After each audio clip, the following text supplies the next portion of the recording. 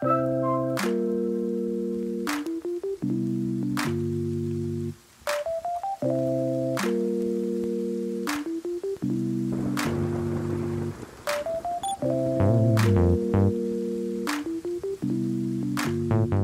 vous avais présenté il y a quelques temps la nouvelle Amazfit GTR 2. Aujourd'hui, c'est pas encore l'heure du test, il va falloir patienter encore un petit peu, mais c'est l'heure de la prise en main, de la présentation, du déballage de sa sœur, la Amazfit GTS 2. Quelles sont les fonctionnalités de cette montre? Est-elle faite pour vous? C'est ce que nous allons voir dans cette vidéo.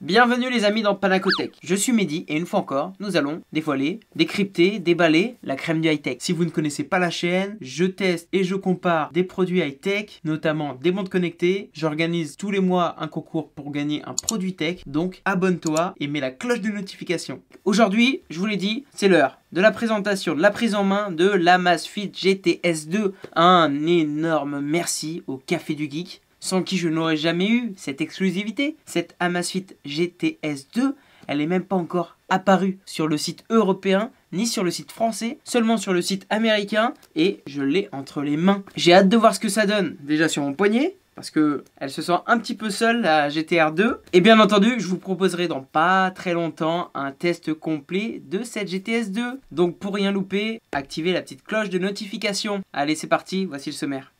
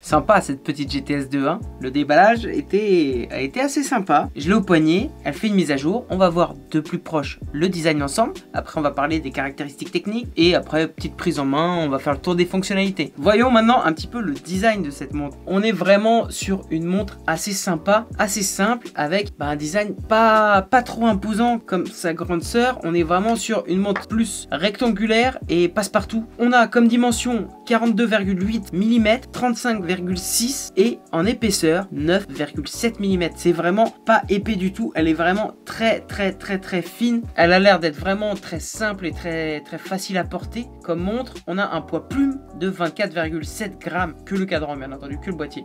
Sur le boîtier, on a un contour en aluminium et derrière du plastique. On a seulement, en comparaison à la GTR 2, un bouton sur le côté droit qui va nous permettre d'accéder au menu et de revenir en arrière, tout simplement. L'écran, parlons maintenant de l'écran. L'écran est un écran AMOLED d'1,65 pouces avec une résolution de 348 par 442 pixels. C'est vraiment plutôt pas mal. Elle sera disponible en 3 couleurs, or, argent et noir, comme j'ai. Pour finir, on est sur un bracelet en silicone, un bracelet de 20 mm, donc assez fin, assez sympa. Vous voyez, moi j'ai un poignet, on va dire moyen large, et la montre me va complètement et elle irait à des poignets beaucoup plus petits. Ça c'est un format assez sympa, c'est un format, je trouve, passe-partout.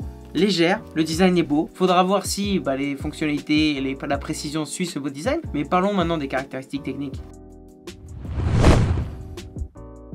Parlons maintenant des caractéristiques techniques de cette montre. Première chose à savoir, c'est qu'elle est étanche avec la norme 5 ATM. Elle sera donc étanche, résistance à l'eau, on va pouvoir faire des activités nautiques. On pourra aussi plonger un petit peu en profondeur. La norme dit 50 mètres, mais on ne risquera pas d'aller aussi loin. Un point très important de cette montre qui la différencie de l'édition GTR2, c'est que la GTS2, elle, aura une autonomie un petit peu plus basse que sa grande sœur, car elle aura une autonomie de 7 jours. On verra lors de mon test si les 7 jours théoriques sont suivis en usage basique. 7 jours usage basique, 20 jours usage restreint. Si elle réagit à peu près comme sa grande sœur, je pense qu'on arrivera, j'arriverai plus avec mon usage vers 5 jours. Mais c'est quand même sympa d'avoir une semaine théorique d'autonomie. On a le Bluetooth 5.0 dedans, un cardio-fréquence-mètre continu, c'est le BioTracker de PPG avec un capteur de SPO2 inclus. Le système d'exploitation, c'est celui de Wami, c'est celui d'Amazfit. Bien entendu, on voit qu'il est, c'est le même que sa grande sœur. On va pas être perdu entre les deux. Comme capteur dans la montre, on aura un baromètre, un accéléromètre, un gyroscope, un capteur géomagnétique et un capteur de lumière ambiante. Qu'est-ce qu'on peut dire d'autre?